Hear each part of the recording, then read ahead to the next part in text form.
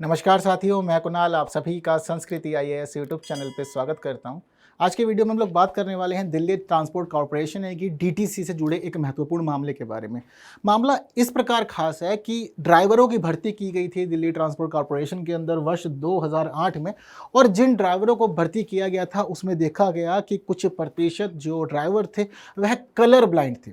जबकि हम हमेशा यह देखते हैं कि वाहन चलाने के मामले में जब कभी भी किसी भी व्यक्ति को भर्ती किया जाता है या कभी भी किसी को लाइसेंस दिया जाता है तो वह लाइसेंस इस आधार पर दिया जाता है कि वह व्यक्ति कलर ब्लाइंड है या नहीं। यदि व्यक्ति कलर ब्लाइंड होता है तो उसको आंखें टेस्ट कराने के लिए रिकमेंड किया जाता है या फिर उसको लाइसेंस बना के नहीं दिया जाता। वहां तो बात खैर अपनी सिक्योरिटी की रहती है, अपनी सेफ्टी की रहती है। मतलब कोई व्यक्ति यदि निजी रूप से वाहन चलाता है तो या तो वह मोटरसाइकिल ड्राइव करता है या फिर वह कार ड्राइव करता है, अकेला रहता है या परिवार के साथ रहता है। लेकिन जब कभी भी कोई व्यक्ति एक बस को ड्राइव कर रहा हो तो उस स्थिति में हम लोग यहाँ पर यह देखते हैं कि जब वहाँ पे 100 या उससे ज़्यादा पैसेंजर मौजूद हो तो वह केवल कलर ब्लाइंड होने के बाद में अपने जीवन को ही खतरे में नहीं डाल रहा है बल्कि सभी पैसेंजर्स की जान भी खतरे में डाल रहा है। वहीं रोड पे मौजूद जो अन्य लोग हैं उन लोगों के जीवन को भी वह संकट में डाल रहा है। एक ऐसा ही यह मामला था। तो यहाँ पर अब दिल्ली उच्च न्यायालय ने दिल्ली ट्रांसपोर्ट कॉरपोरेशन को कलर ब्लाइंडनेस ग्रसित व्यक्तियों को ड्राइवर के रूप में नियुक्त करने के लिए स्पष्टीकरण देने का निर्देश दिया है। यानी कि दिल्ली हाईकोर्ट ने साफ साफ कहा है कि आप लोगों ने इनको किस आधार पे भर्ती किया। और ऐसा नहीं कि एक दो मामले हो, 100+ केसेस हैं, 100+ ड्राइवर ऐसे हैं जो कलर ब्लाइंड हैं फिर भी वह ड्राइवर के रूप में कार्य कर रहे हैं डीटीसी के अंदर। एक मामला सामने आया था, वो एक मामला एक्सीडेंट की वजह से सामने आया था और ये एक बड़ी चिंता का विषय है। जब न्यायालय में मामला पहुंचा तो यह सभी राज खुले। समझते हैं क्या क्या स्थितियां हो सकती हैं और कलर ब्लाइंडनेस क्या होता है। हर एक मामले को देखते जानते सुनते न्यायालय ने क्या क्या कहा वह भी हम लोग देख लेते हैं। लेकिन उस सबसे पहले ज़रूरी है कि आप लोग एक प्रश्न देख लीजिए। यदि आंसर पहले ही पता है तो कुछ नहीं, बस कमेंट करना है और साथ साथ मेंस के लिए नोट्स बना लीजिएगा। हो सकता है कि आपसे जीएस पेपर 3 में कुछ बातें पूछ ली जाएं। ठीक है, बढ़ते हैं आगे और मामले को समझते हैं कि मामला क्या कह रहा है। ठीक है, तो देखिए इंसिडेंट क्या हुआ था कि वर्ष 2008 में ड्राइवरों की भर्ती हुई जिसमें 100+ जो ड्राइवर्स थे वह कलर ब्लाइंड इन्होंने भर्ती कर लिए थे। चलिए बात ठीक है, लेकिन किसी को पता नहीं था, ऐसा लग रहा सब कुछ ठीक है, सब बढ़िया चल रहा है, मामला कोई दिक्कत नहीं। लेकिन वर्ष 2011 में एक बस ने एक्सीडेंट किया। जब उस बस ने एक्सीडेंट किया और मामले की जांच पड़ताल हुई तो पता लगा कि जो ड्राइवर बस चला रहा था वह कलर ब्लाइंड था। उसको कलर की समझ नहीं थी, वह नहीं पहचान पा रहा था कि हरा है या लाल है, उसको ऐसी कुछ दिक्कतें थी। अब जब मामला इन सब के बाद में बर्खास्तगी में पहुंचा तो ड्राइवर की बर्खास्तगी से संबंधित एक मामला फिर न्यायालय में पहुंच गया कि ऐसी ऐसी स्थिति है, क्या किया जाना चाहिए, क्या नहीं होना चाहिए। मतलब जो पक्ष था वह कह रहा था बर्खास्त नहीं होना चाहिए क्योंकि मेरी ज्वाइनिंग प्रॉपर हुई है तो बर्खास्तगी का कोई मामला होना नहीं चाहिए। और कलर ब्लाइंड वाले मामला तो यह है कि मैंने प्रॉपर एक सर्टिफिकेट लगाया था।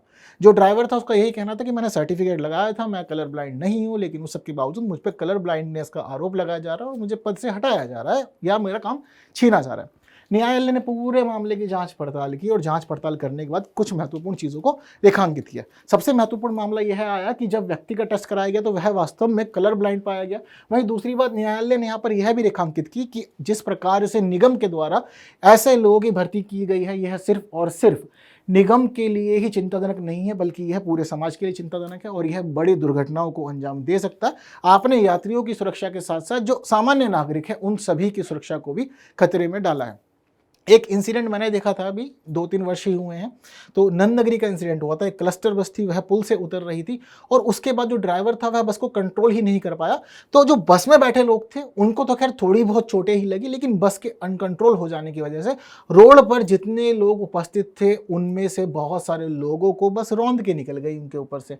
अब बस के अंदर बैठे लोगों की स्थिति समझ में आती है, लेकिन जो रोड पे खड़े थे उनकी क्या गलती थी? उनकी कोई गलती नहीं थी और जिसके बाद देखते हैं कितनी बड़ी एक घटना भी हो गई थी।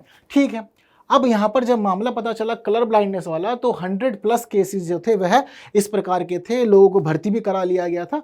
अब जब मामले की जांच हुई तो पता लगा कि इन सभी लोगों की जो मेडिकल रिपोर्ट थी वह रिपोर्ट एक ही जगह से बनी थी। उसका नाम है गुरु नानक आई सेंटर। तो सबके टेस्ट वहीं हुए, सबके कलर ब्लाइंडनेस टेस्ट वहीं हुए, हर एक बात की जो रिपोर्ट थी वह वहाँ से ली गई और वहाँ से ली जाने के बाद में फिर जो दिल्ली ट्रांसपोर्ट कॉरपोरेशन है उसके सामने प्रस्तुत की गई। हालांकि एक चिंताजनक मामला यह था कि डीटीसी के अपने खुद के चिकित्सीय विभाग भी होते हैं, इन्होंने अपने चिकित्सकीय व्याप की जगह पर इस प्रकार से बाहर की जो रिपोर्ट थी उन बाहरी रिपोर्टों को या प्रमाण पत्रों को वरीयता दी और उसके आधार पर ही ज्वाइनिंग करा ली गई। और इसी प्रकार के जब कभी मामले आते हैं ना तो अनेक प्रश्न खड़े करते हैं, जैसे कि हम जनरली सुनते हैं कि भर्ती में धांधली होती है, करप्शन होता है।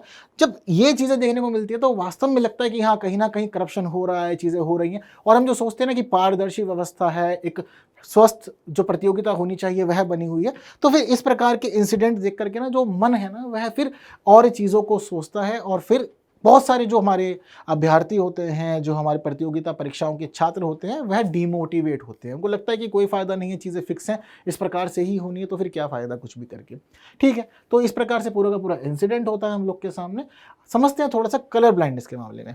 हालांकि जिस प्रकार की यह इंसिडेंट है, आपको क्या लगता है कौन जिम्मेदार है, आयोग या फिर मेनली आई सेंटर? क्या लगता है चीज़ों को देख करके?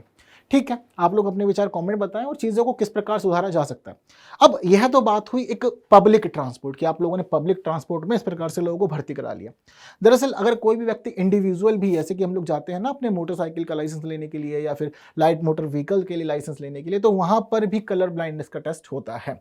जितने भी लोग आज तक गए होंगे उनको ये बात पता होगी, गए हैं, बनवाया है लाइसेंस ना, कलर ब्लाइंड टेस्ट दिया होगा। बताइए, कुछ एक्सपीरियंस रहा हो तो कमेंट बॉक्स आपके लिए अवेलेबल है। ठीक है, इसके साथ साथ ही कलर ब्लाइंडनेस की जो स्थिति होती है, मुख्य रूप से इसका जो अर्थ होता है वह इतना होता है कि आप रंग को समझने में सक्षम नहीं है।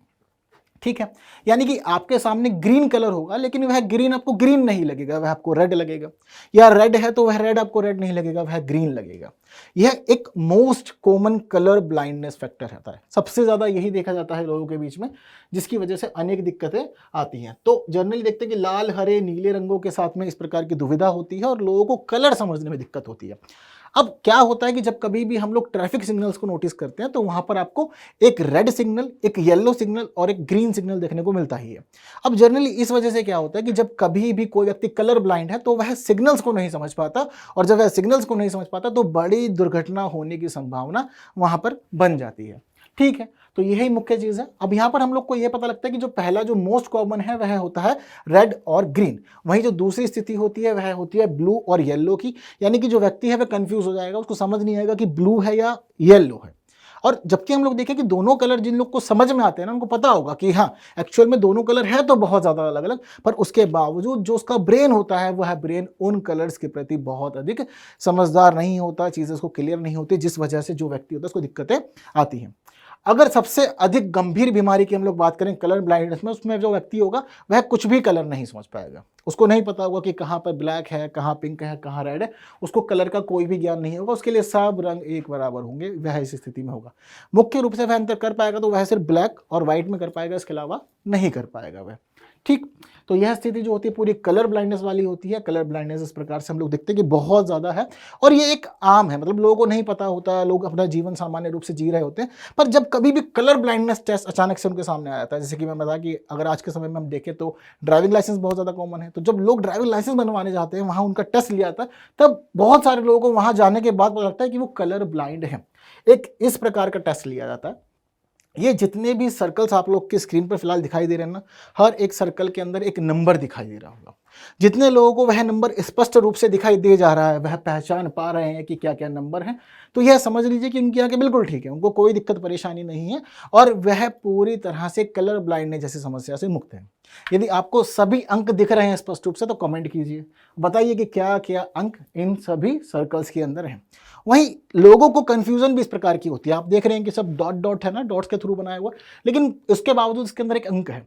लेकिन जो कलर ब्लाइंड होगा ना वो सब कलर को मिक्स कर देगा और जो एक अलग कलर है ना उसको सेपरेट दिखाई नहीं देगा, जिसकी वजह से वह अंक की पहचान नहीं कर पाता। यही होती है कलर ब्लाइंडनेस की दिक्कत।